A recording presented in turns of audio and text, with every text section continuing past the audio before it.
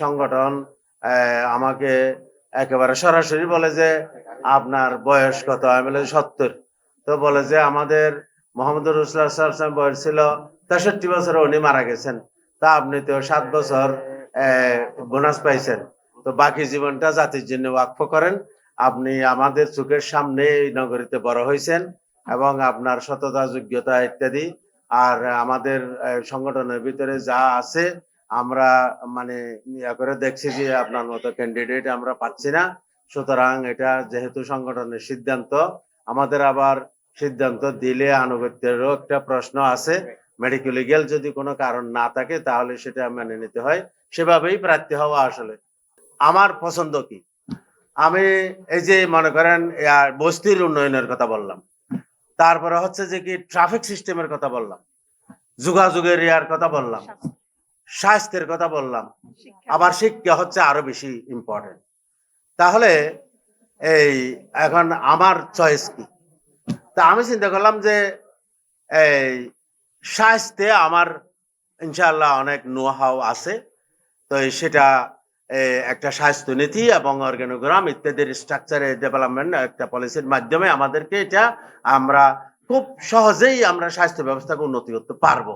আর আমাদের আমরি জামাত বলছে ৬৪ জেলায় ৬৪টি বিশেষায়িত হাসপাতাল খুবই দরকার। এই যে আমরা আচ্ছা আরেকটা কথা আমি যেটা মেইন পয়েন্ট হারাই ফেলছিলাম সেটা হচ্ছে একটা জাতির গঠনের জন্য যেই দলগুলি ক্ষমতায় যায় এই দলগুলোর ভিতরে গণতান্ত্রিক চর্চা, সক্ষমতা এটা সবচেয়ে বেশি ইম্পর্টেন্ট। শৃঙ্খলা, আনুগত্যতা। আমরা স্বাধীন হয়েছে ৭১-এ। তো আমরা ৭৪ সালে দুর্ভিক্ষ হয়েছে। তা আমরা তো একটা দেশ সদ্য স্বাধীন হয়েছে, ধ্বংসপ্রাপ্ত হয়েছে, ব্রিজ, রাস্তা ভাঙি টাঙি অনেক কিছু হয়েছে। এই দেশটাকে গড়ার জন্য যে ধরনের সুশৃঙ্খল একটা দল প্রয়োজন ছিল সেইটা আওয়ামী লীগের ভিতরে ছিল না। ইনএফিসিয়েন্সি ছিল। মানুষগুলা মানে কি বলে আপনার এই যে দেশপ্রেমিক ছিল না। আমরা ইন্ডিয়াতে দেখি তাদেরও দেশপ্রেম আছে। হ্যাঁ, তাদের শিল্প কারখানাকে তারা সাপোর্ট দেয়। তারা যেগুলো বানায় অন্য দেশ থেকে ইম্পোর্ট করতে দেয় না। কিন্তু আমাদের দেশে আমরা একটা জিনিস বানাইলে কিন্তু আমার রাজনীতিবিদ বিদেশ থেকে একটা ইম্পোর্ট করে। হ্যাঁ, করে কেন? ওর ব্যবসাও করার জন্য। তো কিন্তু আচ্ছা এই ধরনের ইয়াগুলা তো সেজন্য আমি বলি যে যেটা বলছেন এখন ধরেন আমি একা হইলে তো হবে না।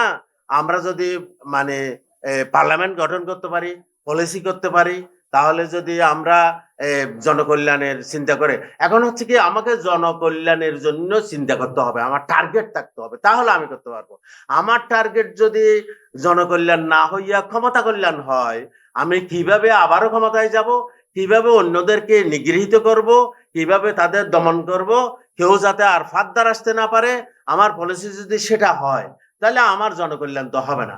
আর গণতন্ত্রটা যদি প্রাতিষ্ঠানিক রূপ পেত তাহলে না আমি তোমাকে গতবার ভোট দিছি, তুমি আমার প্রয়োজন পূরণ করো নাই, তোমাকে এইবার ভোট দিব না, আবার নতুন আরেকজনকে দিব। তাহলে এটাও তো আমরা হারাই ফেলছি।